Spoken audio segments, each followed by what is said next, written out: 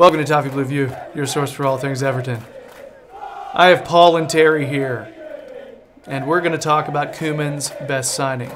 It seems a little arbitrary, but we thought it would be a good conversation. All right, so I'm going to give the list of all of the signings we made during Koeman's tenure at Everton. Okay, and I just have to start because it's the place to start. Jordan Pickford from Sunderland for around 25 million. Okay, I'm assuming that's going to go up because of performance-based escalators, but yeah, there's that. Idrissa Gueye from Villa was about £9 million, which, in hindsight, holy crap, that is a steal.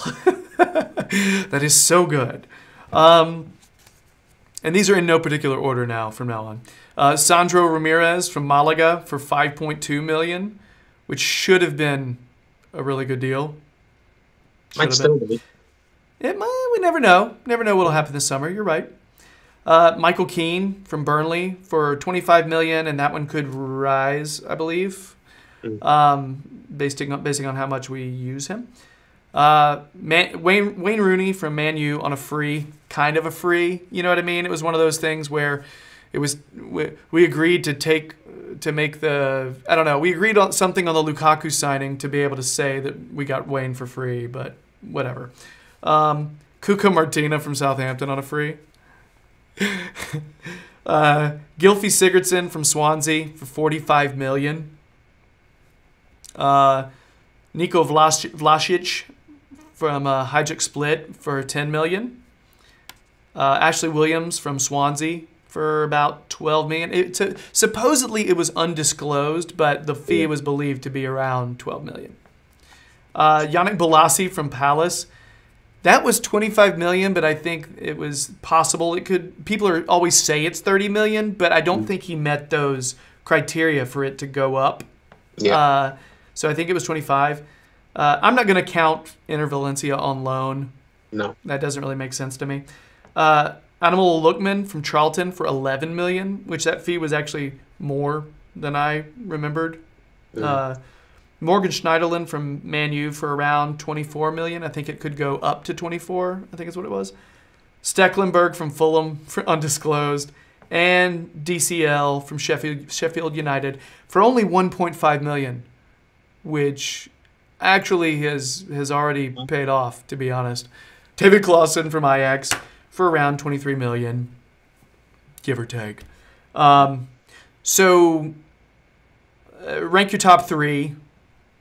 Yeah, and you can take things into consideration with things like how much they've played, how much they cost, things like that, and how much we may be able to sell them for later. So, anybody want to go first? Yeah. Go ahead, Tony. Terry's on it. Top three: Idrissa Gueye, number 1; Jordan Pickford, number 2; and Dominic Calvert-Lewin, number 3. Gueye, for the price we got him, in fact, I think it was lower than 9. I think it was like 7.2, so maybe rising to 9. That is for a song in the way money's gone now. So yeah, there's limits to his game. He's not the best on the ball. He's not going to drive forwards. He's not going to split the defence. But for what he does, he is the most like for like, the closest player in the league, in this league anyway, to N'Golo Kante, who was the key player for Leicester when they won the league. I'm astonished that other teams haven't tried to buy him off us already, like much bigger teams. Like, I think he gets into more or less every team above us, apart from Man City, obviously, and Chelsea, because they have N'Golo Kante. But I think Arsenal, Liverpool, Man United, I think he could play for any of them. He's a machine for what he does. Pickford speaks for himself. He's England's number 1. We paid the fair rate for him, seems a lot at the time, but not now. Our keeper for a long, long time, hopefully. Fantastic. He's only going to get better. He not only is he a good shot stopper, he commands the area. He's like a leader on the pitch. And Calvert-Lewin, considering how much we paid for him and how much we've relied on him and how much we've used him, we've relied on him a little bit too much, to be honest. We've been quite unfair with him, I think.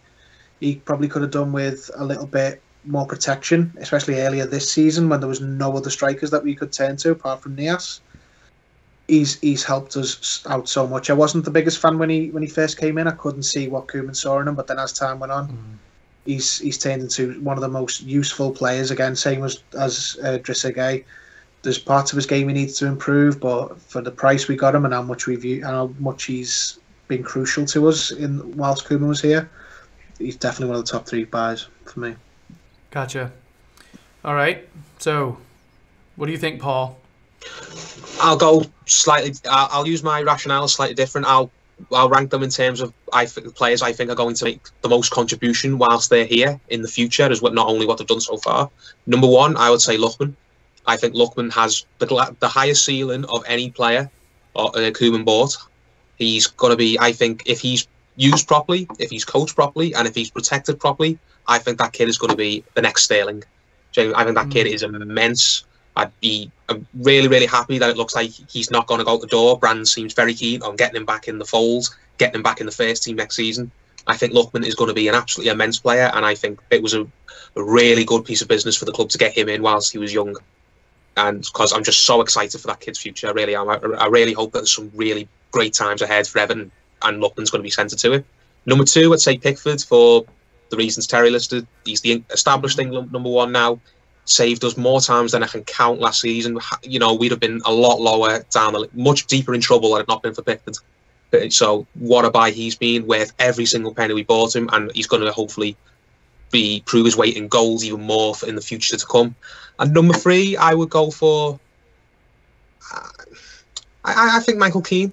You know, I think Keane had a bad first season. There's no disputing that, but I think Keane showed enough quality that with the right centre-back partner next to him and with a bit more better coaching and a bit more nurturing, I think Keane could still play a massive part in Everton's future.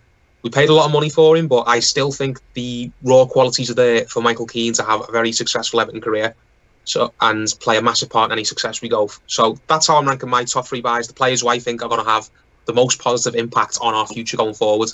Lookman number 1, Pickford number 2, and I hope he doesn't let me down because I know a lot of people don't like him. A lot of people would like to see him leave, but I'm going to stick with Michael Keane. I think Michael Keane will be a great player for Everton going forwards. I really hope so. I think he's got it in his locker to be it.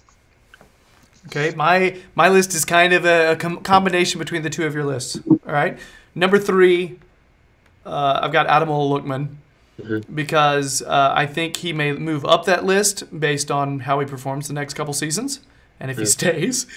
But yeah, I think there is a lot of potential there, and I would agree with you. The potential for me is worth him sitting at number 3. Okay, number 2, I've got Idrissa Gueye because we literally emptied our pockets of all our pocket change and bought him, which is crazy how inexpensive he was. It's ridiculous. We get someone with those kind of statistics. It's just insane. And he's just always on. And you know what? He doesn't get hurt that often. He's just really good value. Oh, gosh. Wood. There we go. So, and my number 1, Pickford. Because if he's good for staying, I could see him being here for another 7 years, even longer. If he's fine, if we can somehow, if our club can progress to where we're getting Champions League repeatedly, I don't think he would have as much of a desire to leave. So that's the thing. Pickford and Gueye will depend a lot on how long they stay. But for now, I just think those 2 players add more to our team when you balance that with their potential moving forward. So, anyway, for me, Koeman's best signing was Pickford. For Paul, Koeman's best signing was Ademola Lookman, and for Terry, Koeman's best signing was Idrissa Gueye. I actually thought we were all going to say the same stuff. That's awesome. All right. Good things. Right, so that's it for our Koeman's Best Signing segment. Subscribe to the Toffee Blues on YouTube because we're nearing. We've got about 830 subs. We're slowly trucking toward 1,000, and that would be awesome. Leave us a like, leave us a comment. Tell us what you think about all this stuff that we're talking about. Who's Koeman's best signing? What do you think? when August comes around, you should check out Terry and Paul on the Liverpool Echo fan jury. They'll be on there every fortnight, I believe, giving their analysis of the Blues. So check them out there. And in the meantime, you can also find Paul's analysis on the Toffee Blues website.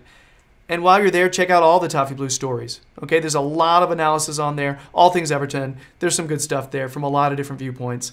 Check out the Toffee Blues on Twitter, Facebook, Instagram. That's all I got. I'm done plugging. I think we're good to go, guys. Thanks so much for joining. Terry, welcome, man. It's a great first recording session. Been a pleasure. Yeah. Love talking to you guys. You are very different. You are brothers and very different. That is. Reminds me, me and my brother are more polar opposites. So yeah, you guys aren't that different. Anyway, thanks a lot. Thanks a bunch, guys. We really appreciate it. Okay, great to talk to you. Great to talk to you, man. All right, guys, a lot of fun. Yeah. Anyway, World Cup. Go everybody that's not the U.S. All right, bye.